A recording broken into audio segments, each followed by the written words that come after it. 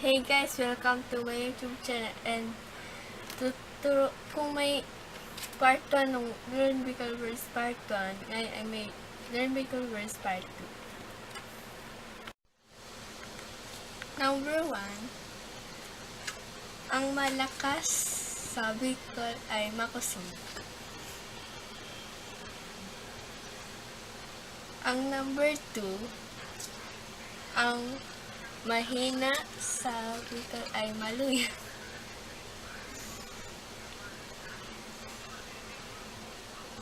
Ang mabait sa Bicol ay mabuot. Ang mabango sa Bicol ay mahamog. Ang kailangan sa Bicol ay kaipuhan.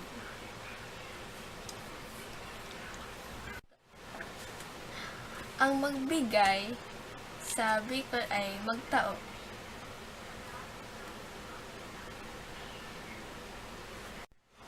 Ang konti sa Bicol ay dikit.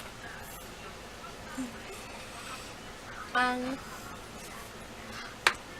marami sa Bicol ay